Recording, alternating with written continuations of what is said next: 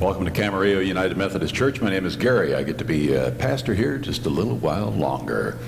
In the midst of all the news that's happening over the last 12 days, we are nonetheless on track for recognizing our graduation Sunday, which is also the first Sunday after Pentecost. And so we're going to start off with some good graduation music and then go on from there. So I'm going to turn it over to Mark to put us in the right mood.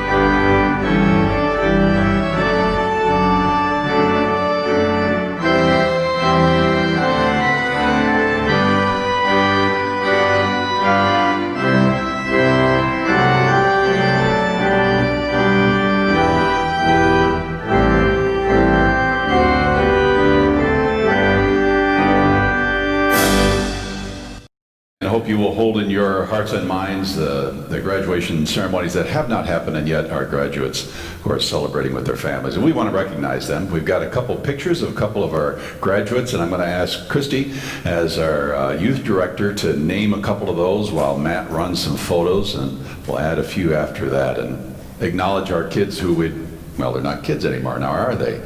Are young adults as they enter through this transition to adulthood. Christy, tell us who's coming through.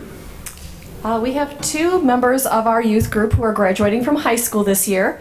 The first one is Jack Wright. He is the son of Ryan and Christine Wright. He's graduating from Adolfo Camarillo High School. Jack has been a member of the CUMC youth group for 7 years and has attended SSP 4 times. My favorite memories of Jack include staying up all night long with him at our lock-ins, because he made it his own personal quest to not sleep at all at the lock-ins.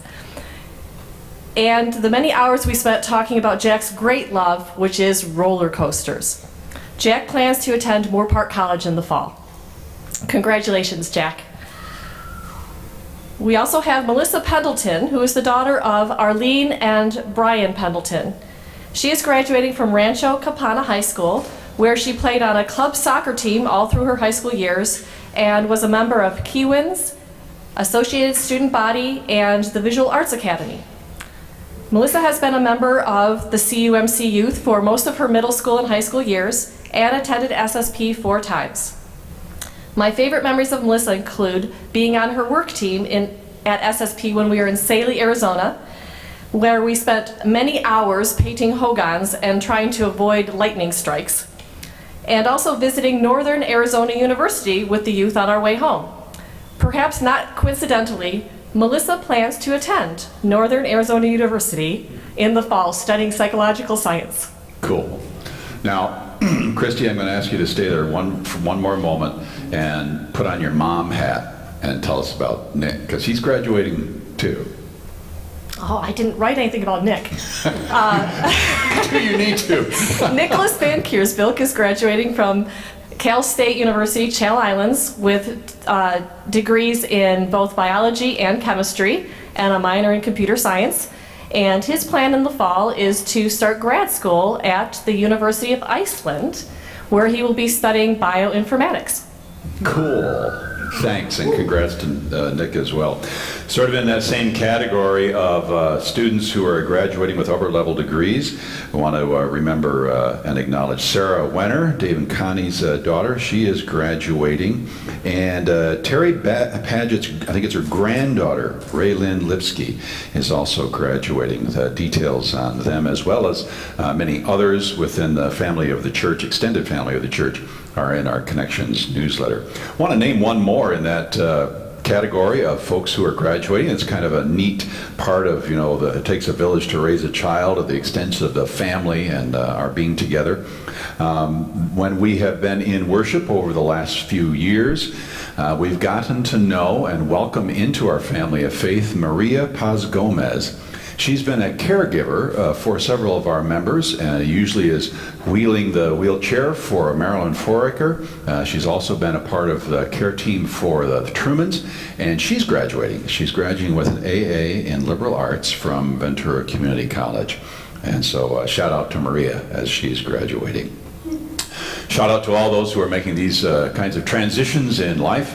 And on this bright and sunny day, we grab all the joy we can because of all that is troubling us in the news. We will be talking about that as we go through worship today. But let me tag a few announcements to your attention. One word of thanks. We had quite a crowd of Boy Scouts here yesterday from our troops, as well as many of our members who filled several more dumpsters with weeds and grass, cleaning up the Friendship Garden and around the property, doing good work, and yet more to be done. So we're grateful for their volunteer efforts at making this place a beautiful place, so that when we come back together, it will be just what we hope for. Last call for the last study group online with Jean Brame for Dinner with Leo, the study of the Da Vinci's Last Supper. You can send him an email at ecbrame@verizon.net. If you do that, if you can get that done by Wednesday, call it dinner time, then he can send you the link and you can join in on Thursday for the 3 o'clock class. Other news, Nancy Paulson, our mission coordinator, flagged me that they have so far just recently delivered 400 masks. We have quite a guild of seamstresses who have been cranking out safety masks. They've delivered that, and we're still receiving fabric for that if you wish. There's a box out at the information station. You just come on through the parking lot, drop it off there, and we'll put it to good use. We're also in the midst of, it's a big project, and so it's had a few stumbles along the way, but Project Room Key, we're aiming to be a part of the assembly and distribution of hospitality kits for homeless persons to be housed in hotels in LA as a part of the protection against the spread of the virus. We expect to receive the bags and the materials early this coming week, and Christy with our youth team is going to be part of putting that all together, and we'll post online, both in my update on Tuesday and again on Connections Thursday, how you can contribute to that if you wish, financially through gift cards. So watch for those details about make that happen. One or two other items. Interesting, we have been sharing the success of Ron Everett in knocking out the gopher population in the yard. And the trend line was skyrocketing upwards towards 100. And so I've asked you for your ideas on how we can recognize Ron when we hit that 100 mark. However, yesterday I got a note from his wife Janet that they are at 81 and stalled. He may have been too effective.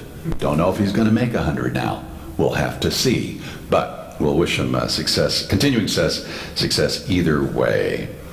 For the kids today, for a children's sermon, I invite you to stick around. Don't get too far away. We're going to do some music and some prayers. But the sermon today, such as it is one big story that's perfect for kids and adults. And so I invite kids of all ages to stick tight for that. For adults, I invite you to watch for the newsletter, update newsletter on Tuesday, Connections again on Thursday. Next Sunday will be my last time in this role to formally be with you as a pastor and in charge of worship here. And instead of a sermon, we're going to do an exit interview, which means I'm inviting your questions by email or text, and we'll also set it up so we can do that live here during the worship service to take your questions, and I'll see what answers I can come up with. As always, if this time together in this mode has been helpful to you, meaningful to you, we invite you to click on the like button on YouTube in order to share the good experience so that others can participate in this. Let's continue then in worship, for this is indeed the day the Lord has made. Let us rejoice and be glad in it and make some music.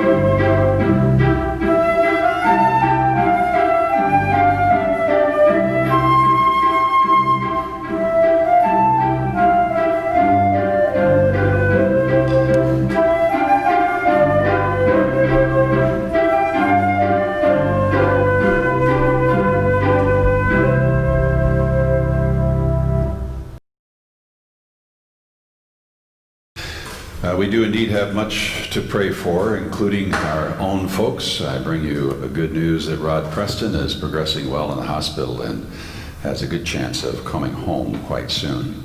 Our prayers continue for Marilyn Farwell as she deals with her many issues.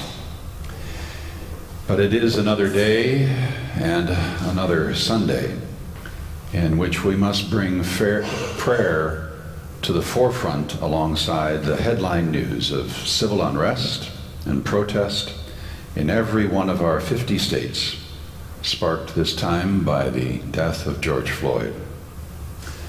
I invite us to do so by beginning with a poem that has in it the spirit and words of a prayer, and then to go on from there, offer our own prayer, and then wrap up with one more prayer from one of our youth.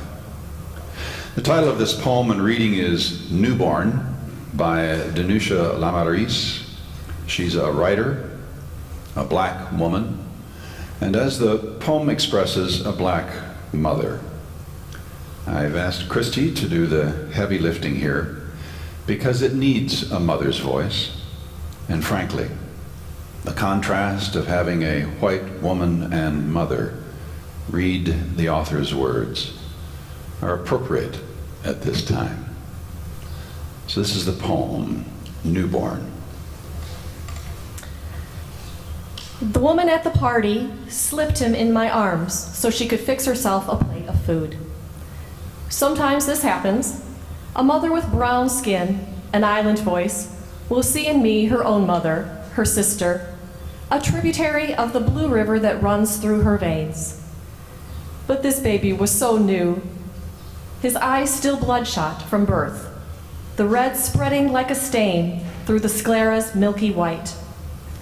I held his swaddled body while he stretched those thin alien fingers, then clenched them back into the flannel caul.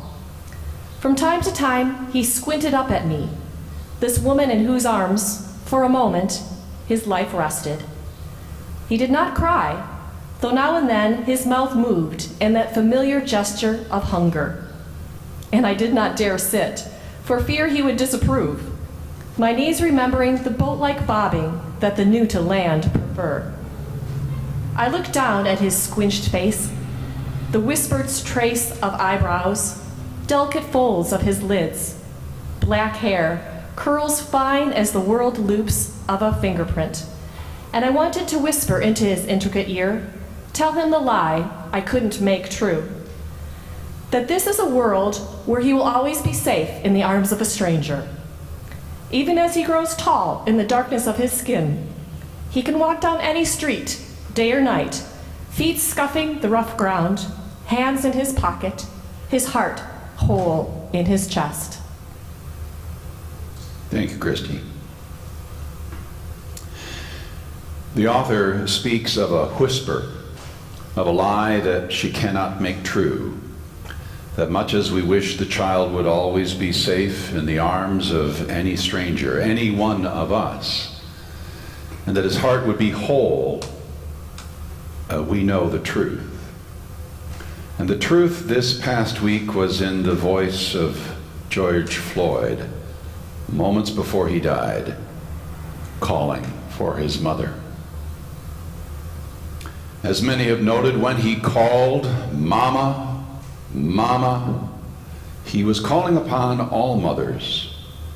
He was calling not only his biological mother, but all of his grandmothers and great-grandmothers and aunties, all his ancestors. He was calling the cloud of witnesses that is his faith community and ours. He was calling on the one who gives birth to us all. And so we too call, crying to God for comfort, for release from the oppression that is the smallness of our hearts and minds, prejudiced against one another because, like Cain, we still want to pretend that Abel is not our brother, that the neighbor we are to love must first look like us, talk like us, behave like what we want and expect, instead of who they are, who God has made them to be, who they need to be to have that promise of a whole heart made real without the lurking threat of a knee on their neck. So let us pray with these words.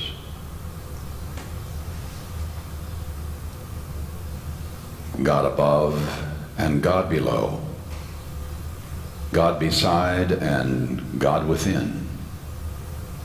The depth of your love is so much deeper than the thin layer of our skin. Skin which is your finishing touch on the gift of life, a flourish of color to delight and distinguish one another, not to be the password to whether or not we are to love one another. If there is any such thing, that it must be your word made flesh in Christ, whose name we bear as your people, your church. We remember in this season of Pentecost that the church is born into the world every day as your voice, your witness, your hands, your arms, made to cradle each child. every person, young and old, all who hunger for justice. We are called to build the kingdom where anyone can walk down any street, day or night, feet scuffing the ground, with a heart whole and safe and full, our hunger for justice satisfied in the life abundant that you promise. God above and God below, God beside and God deep within. Our hearts are broken, our hearts are shamed by the injustice we have created. So now, create in us a clean heart by the inspiration of your Holy Spirit, that we might more perfectly love you in and through our neighbor, our sister, our brother, your every child of every color, and thus worthily magnify your holy name. In Christ we pray. Amen. I invite us to continue in a spirit of prayer, but with a bit of a shift in mood. We have been sampling the videos that our kids have sent in as evidence and testimony of having learned the Lord's Prayer by heart. And this one is really special. So Mia Kinch is going to bring us the Lord's Prayer.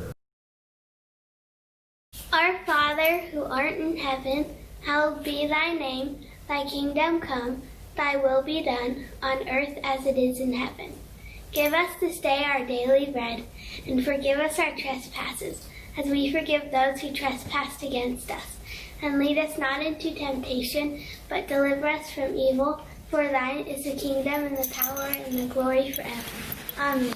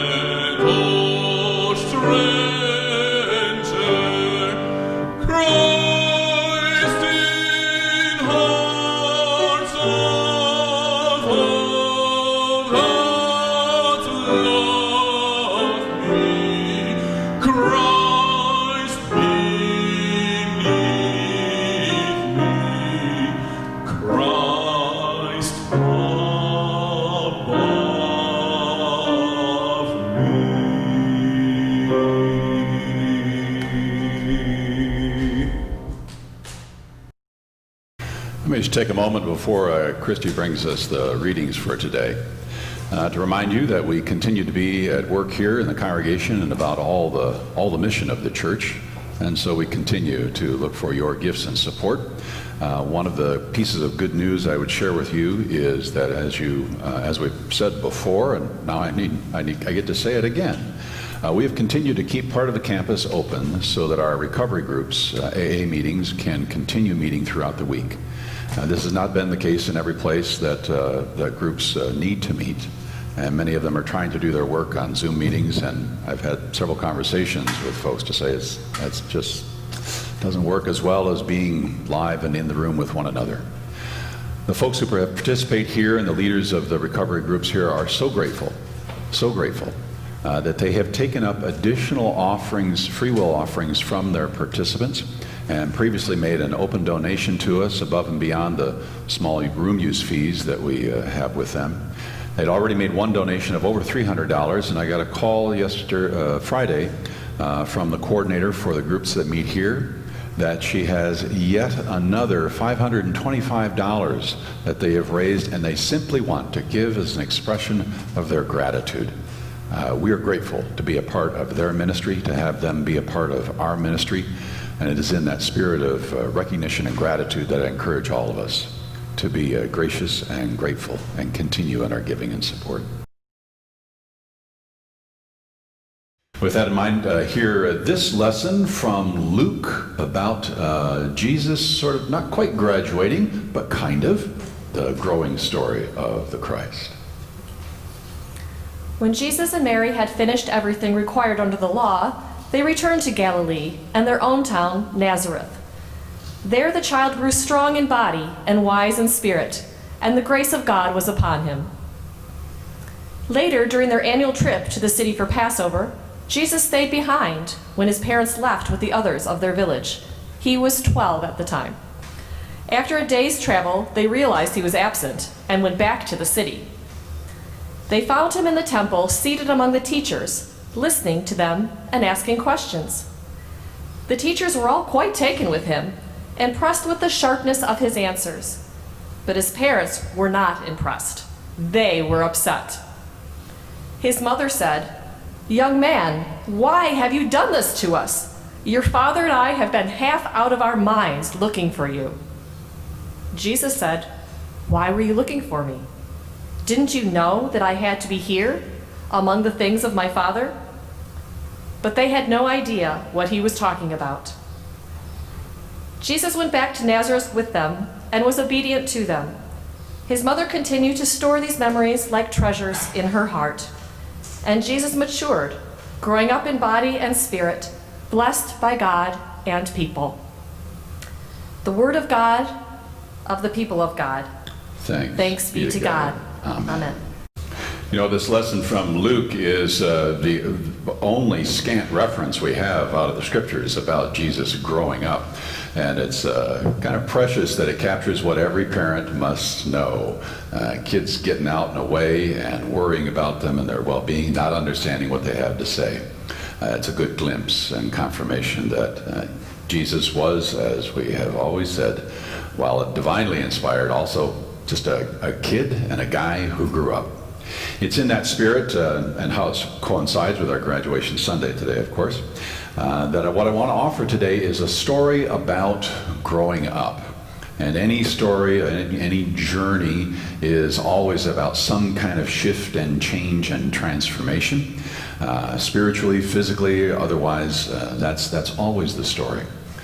I would also name it simply as the coming full circle of the longer story of my own journey here as pastor. My first Sunday in July of 2013, my first sermon, I started with a kind of a sampler of this story that today I want to share in full. It is a classic fable about a young boy, young man maturing and doing that through challenges and testing.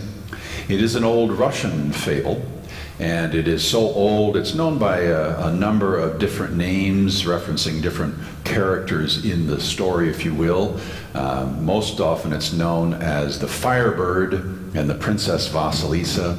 It's also known as the Hunter and the King, or the Archer and the Princess Vasilisa, and always the inclusion of the Horse of Power, who plays a key role in the telling of this story.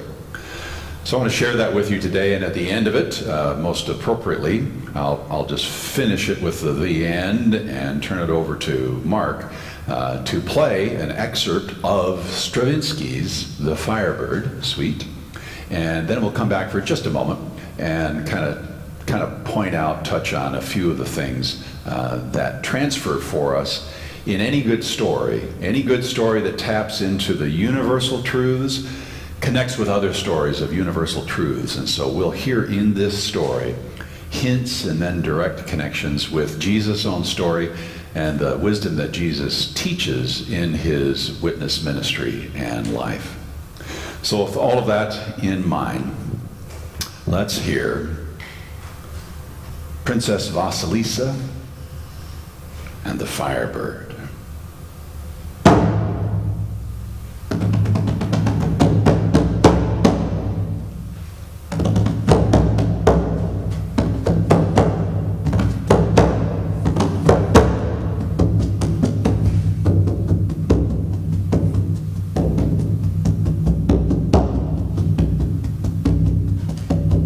Once upon a time, once above time, once below time, once beyond all time, once upon a time, there was an archer, a young, not quite man, whiskers barely upon his chin. This archer, he rode upon a horse of power. There are no more such horses of power. In the past there were many, but now they all lay asleep beneath the earth, along with their mighty riders. They sleep waiting to be called, to rise up from the earth. And their riders will mount them and set them and ride upon them and sweep across the land, taking away every injustice, wiping away every tear. But now they sleep. Once upon a time, the archer was riding his horse of power in the green time of the year. He was riding through the forest, wandering, hunting. And as he wandered and as they rode, he noticed there was no wind in the trees. They did not move. And the birds were all silent.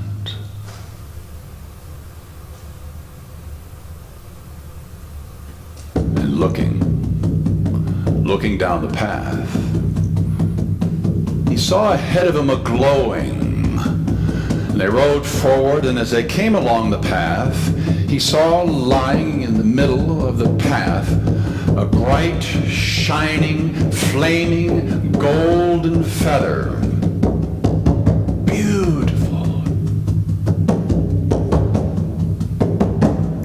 Up upon this golden feather, and he realized, this is why the birds are silent and the trees do not move, for the great Firebird has just been here and dropped this feather.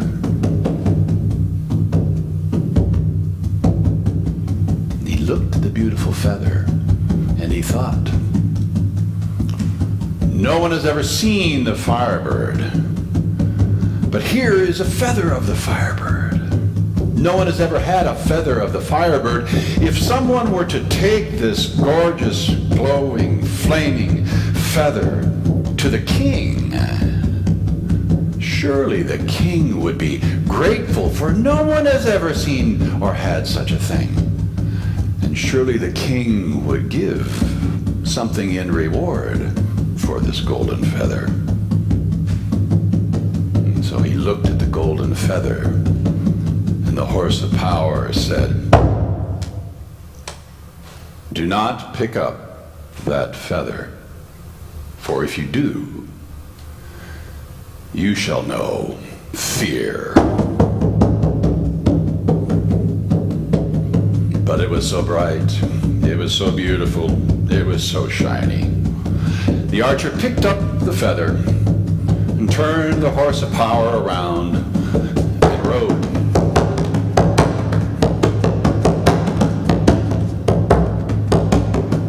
Rode to the palace of the king, rode into the courtyard, sprung down from the horse of power and walked straight into the palace and laid the golden feather at the feet of the king, who smiled but was not grateful. Instead, he said, "You bring me a feather? I am the king. You do not bring me just the feather. You must bring me the whole bird. And believe me, if you do not bring me the whole Firebird, then my sword shall make a space, and your head shall not rest between your shoulders. Now go." So the archer went out into the courtyard, weeping bitter tears, saying, "Oh, why did I ever pick up that golden feather?" And the horse of power said, "Why do you weep?" And the archer explained, he says, "I must find the Firebird and somehow bring it to the king, or there shall be a space between my head and my shoulders." And the horse of power said, "Do not be frightened, and do not weep. The trouble is not now. The trouble is before you. Now, go back to the king and tell him to send his servants with 100 sacks of corn. Take it to the meadow with the great oak tree in the middle, to spread all of the corn all around the meadow, all around the tree at midnight. Then we shall go there in the morning." So the archer went and pleaded with the king for the corn, and the king said, "It shall be done," and so it was done, and the corn was spread at midnight. And then first thing in the glistening morning, the archer rode his horse of power to the tree in the middle of the meadow with the corns all spread around. He took the saddle off, took the bridle off, and let the horse of power graze, while he climbed up into the oak tree. There he stayed as the horse of power wandered. And suddenly, the sky began to grow red, red and then gold. The tree began to blow in the wind. The waves of the ocean piled up high, and finally there came the Firebird, descended out of the sky, and came to rest upon the ground, and began to eat of all the corn around the tree. And as the Firebird ate, the horse of power wandered around, grazing, this way and that, here and there, but ever closer to the Firebird, until finally he was close enough to where the Firebird's great wings spread out upon the ground, that he raised up one giant iron hoof and placed it upon the wing of the Firebird, pinning him to the ground, and the Firebird struggled. The horse of power did not let it go. The archer dropped out of the tree, and with 3 strong ropes bound up the Firebird, slung him over his back, mounted the horse of power, and rode.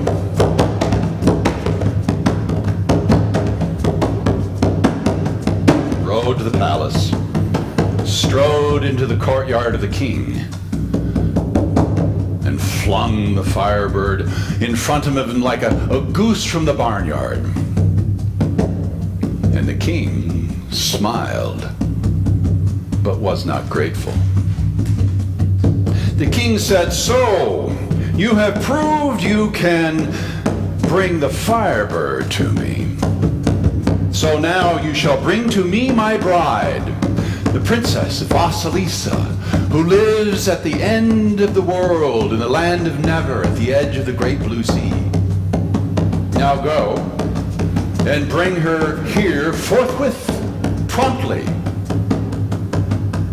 or by my sword, your head shall not know your shoulders." And the archer went out into the courtyard, weeping bitterly, exclaiming, "Why did I pick up that golden feather?" The horse of power was pawing at the dirt with his great iron hooves and said, "Why are you weeping?" And the archer said, Now I am to go find this princess at the edge of the world, of the land of Never. It is impossible. Surely my head shall be separated from my shoulders soon." And the horse of power said, "Do not be frightened. Do not weep. The trouble is not now.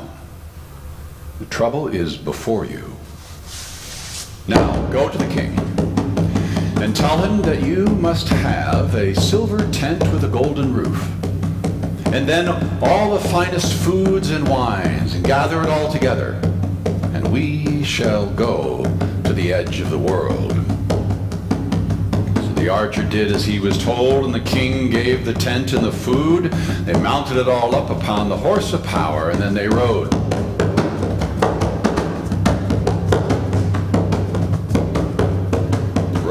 Across the plains, galloping for days, finally to the edge of the world in the blue sea, where there, out upon the blue waters, was the Princess Vasilisa in her silver boat with its golden oars. So the archer set up camp. He put up the silver tent with the golden roof and arrayed himself with all of the fine foods and drinks, and proceeded to rest and savor all the fine food. And the princess, she could see the sun glinting off the golden roof of the silver tent. So she rode a little bit closer and rode a little bit closer to see what was this thing so shiny on the horizon. And finally she rode close enough the archer could call out to her and say, "Princess, beautiful princess, come ashore and dine with me, for I have the finest foods in this most beautiful place. Come and we shall feast together." And so the princess came to shore and sat down with the archer amongst all the wonderful food under the golden canopy of the silver tent. And they ate and they drank,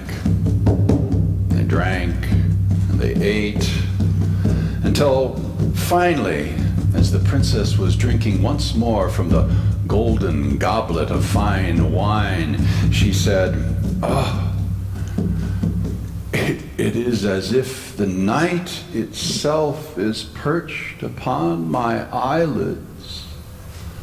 And she fell asleep.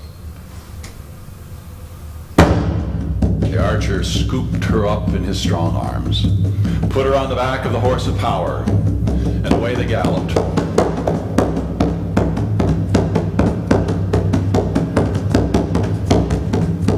Back to the palace, to the king. The archer laid the sleeping princess at the feet of the king. With sad eyes, he laid her there. The king smiled, but he was not grateful. Instead he called, "Let the horns sound, let the bells ring, for today I shall be married. Prepare the feast." And as the bells rang and the horns sounded, the princess began to wake up. And she woke up and she looked around and said, Where am I? Where is my blue sea? Where is my silver boat? And the king said, The bells and the horns are the sound of our wedding day, for you and I shall marry, and instead of a silver boat, you shall have a golden throne. And the princess looked at the old king. She looked at the young boy. She turned her back on them both and said, I will not marry until I have my silver wedding dress, which lies in a golden chest under a great stone at the bottom of the ocean, at the end of the world, in the land of never.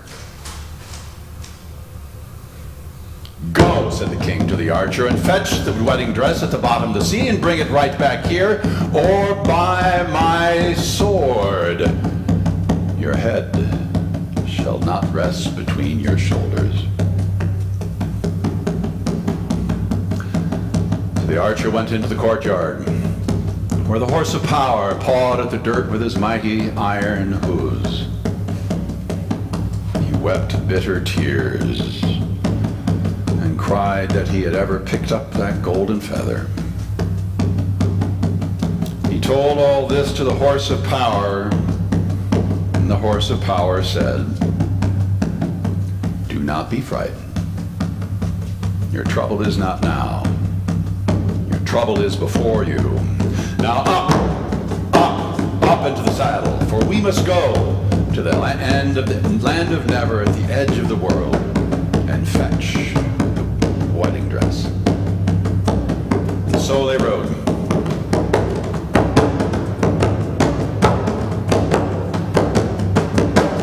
All the way back to the blue ocean. When they arrived, the archer got off to rest, while the horse of power began to walk around the beach, his great hooves sinking in the sand. Here and there he wandered, until finally he found, just beneath the sand, the tail of Grandfather Lobster, the king of all the sea. And he raised his great iron hoof and put it upon the tail of Grandfather Lobster, who yowled, "Oh, you are killing me! Release me!" And the horse of power said, "I will not release you until you promise to go to the bottom of the ocean, where there is a great stone, and under this great stone is a golden chest, in which side there is a silver dress, and bring it here." And he bore down upon the tail of the lobster, so it yelled, "Oh, all right, I will do it, I will do it." So the horse of power lifted his hoof, and Grandfather Lobster called to all the animals of the sea. The waters began to teem and to boil, and 1,000 lobsters and 1,000 crabs all came to the shore. And he said, "Go to the bottom of the sea, where there is a great stone and a golden chest with a silver dress, and bring it back here." And so they did. They brought it back. The archer put it onto the back of the horse of power, and they rode.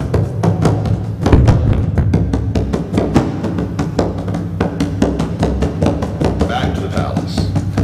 And into the palace he carried the golden chest. And with sadness in his eyes, he laid it at the feet of the princess, who looked at him differently. Now the king called for the bells to ring, and the horns to sound, and the feast to be prepared. For now they shall be wed. And the princess said, "Not so fast. Before I will be married in my silver wedding dress, first The one who brought me from my blue ocean and my silver boat, that one must do penance in a vat of boiling water.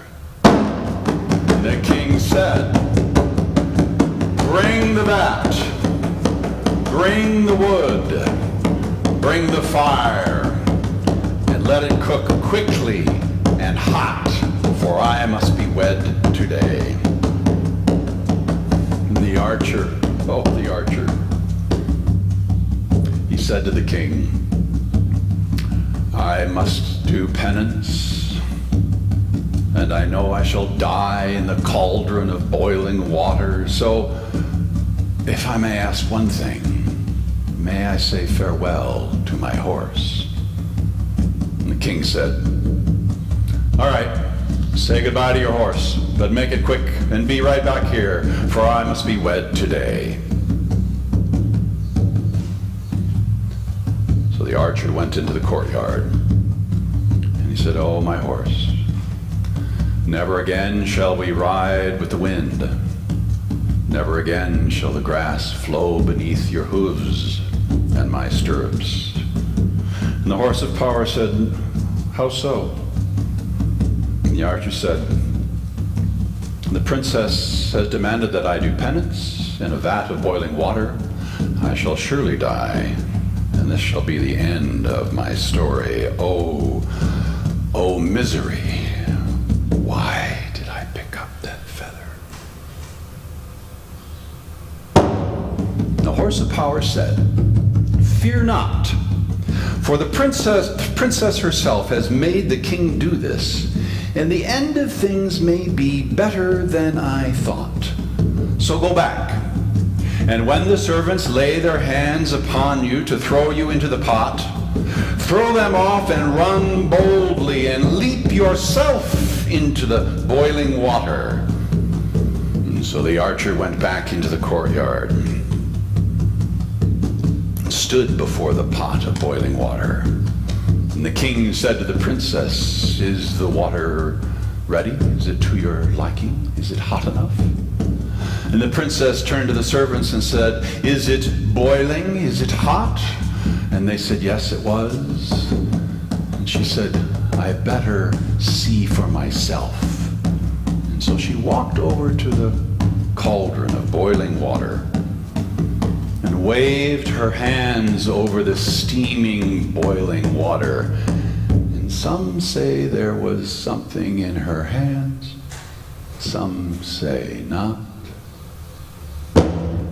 She turned back, told the king, the water is ready. And so the king said to the servants, seize him and throw him into the water. And the servants moved to grab hold of the archer, but he leapt away from them, ran and jumped into the boiling cauldron of water. Down he went once and came up. Twice he went down and came up. And the third time he came up and leaped out onto the ground, where everyone could see, where he shone with such a bright light, so beautiful and strong, that everyone there cried aloud in wonder. And the king saw it, and the king said, it is a miracle. And he thought of his age, he thought of his bent back, he thought of his toothless gums and his bald head, and he said, I too shall become beautiful. And so he stood up upon the throne and jumped into the pot of boiling water, was killed instantly.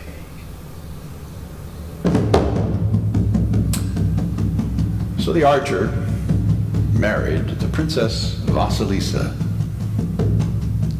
and they lived many years in love and good fellowship.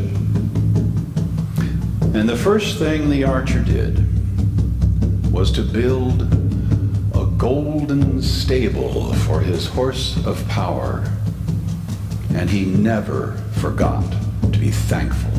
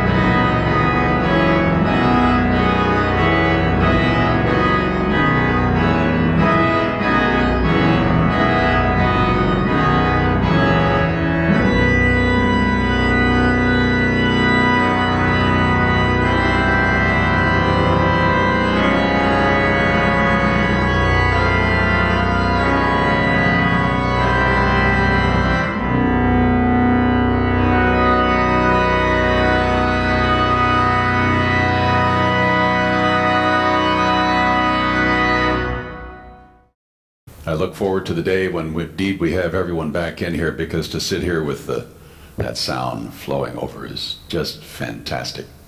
We will have a task force meeting later this week to begin developing the procedures by which we can welcome folks back into on-site worship. Let me just take a few moments to say a few words about the story. I hope you enjoyed that and heard in it some of the classic figures or characters, archetypes that are a part of these kinds of stories. Some of them are fairly obvious. The Firebird, as you might imagine, represents new life and resurrection power. It represents opportunity, creativity. It represents passion, almost the necessary naivete of passion are among some of its possible meanings. The archer, which is synonymous with the knight errant, is one way to think of it in terms of Western European terms. He obviously represents youth, new beginnings, the unformed creative source of what will come next. In the same way that we celebrate our graduates today, we know we're going to look forward to them to do what we have not been able to do, and to do what needs to be done in their time and ours. So the archer represents that new beginning. It's also interesting, if you, just to tag it, remember that at the heart of Wesleyanism and in Christianity is about sin, which the definition of which is missing the mark, and Wesleyanism, which is going on towards perfection, to name the archer, the one who is aiming. It's an interesting little bit of an overlap there. The king, the czar, in the original version, as we might imagine, represents order, authority, accumulated wealth and power. Again, also obviously age is represented by the king. But most importantly, in the telling of this story and its many versions, one of the constant themes is that the king, in his accumulation of wealth and authority, has lost any sense of gratitude. And so the story is specific to close with the archer expressing gratitude to the horse of power for helping him achieve his success. The princess and the dress, admittedly this is marked by very ancient modes of understanding men and women and the role of marriage, etc. So she, across cultures, would represent fertility, beauty, love, amor, and as always, that interesting little piece about waving the hand over the waters, the mystery of what it is, of how we choose, how we decide, and when do we make that connection, and what is her power. The king's power is to wield a sword. Hers is to do something different and mysterious. The imagery of the water, the tent, the boat, all of that, many of you are familiar with Jungian psychology and other archetypes from ancient stories. Most often, water is what represents spirituality and the depth and great unknown of where we come from and to what we return. So to have the princess in a silver boat on the waters of the unknown, of the chaos, of the great spirit, all of that's at work there, versus what we construct to capture what is spiritual and unknown. So the silver tent and the golden roof, and even her silver boat with the golden oars, all of these are linked together in their meaning of these are the things that we create and make in order to try and contain and travel upon and be among the great powers of the spiritual unknown world. Interesting that the story has as a key function at the end that same water that raised to boiling. So it's telling us something about intensity, that water is always there, but it takes on different forms, and how do we deal with that? How it is a refining force. That's clearly a part of the story. One of the things that stood out to me when I went back to remember this story all the way through is this very interesting motif of wandering. It begins with the archer on the horse of power wandering in the forest, and then the horse of power wanders in the meadow, and then the horse wanders on the beach. even the princess sort of wandering, rowing closer upon the waters to come towards the shore. This wandering makes me think of the scriptures where Jesus tells story about searching for the lost pearl, searching for the coin that's lost, searching for the treasure in the field, and then selling everything in order to find it. His words, to seek and ye shall find, ask and it shall be given, knock and the door shall be opened. That we have to be a part of that process of seeking. We have to have desire for moving forward in our own story. The leaping into the pot couldn't be, at least I can't see it any other way than that's the ultimate throwing yourself into the fire, in which it matches Jesus' fundamental teaching. Remember his fundamental teaching in Mark 8, where he says, those who would save their life will lose it, and those who would give their life will save it. This is the essence of all spiritual teaching. That we are called to lose ourselves in the greater whole, to let go of the physical self in order to achieve the higher self. So if we can place this story in the sequence of talking about empire versus empire, we've talked about it as kingdoms and justice, etc. The ultimate empire is that the empire of the self, the internal self, the id and the ego, and the true empire of spiritual enlightenment, fulfillment, in which, again, it's interesting in this story, when the archer achieves what is, in the metaphor of this story, spiritual enlightenment, fulfillment of who he is to be, it is in a position of service to others. That's the role of the king, to be in service for all and to manage and oversee so that all are made whole in the kingdom. So the last one, leave to your own thinking, and invite you to send me your comments if you so wish. We've talked about all those various characters all the way through, but given the nature of the story, the flow of the story, and how each of these functions metaphorically, spiritually, etc., what is the horse of power? What does the horse of power represent spiritually and in our growth and maturation as people? So that's one to take home and have fun with. We come to the close of our time of worship here, and we've heard plenty from Mark. Thanks to Christy for playing and Luby for singing. We're just going to wrap it up tight here, but I want to do so with a benediction that's been recently reposted and most appropriate to the world that we must re-enter tomorrow, whenever we all go back to work one way or the other, which includes the issues that are before us as a country and in the news. In 1996, our general conference, the every four-year gathering of the whole denomination, was in Denver. It's my privilege to be there and a part of the staff of welcoming and managing folks for that event. And at that time, Bishop Woody White was the president of the Council of Bishops, and it was his role to give the benediction at the close of that general conference. And I thought his words were appropriate as a benediction, and so I offer them to you today as we prepare to re-enter the world as a Pentecost people.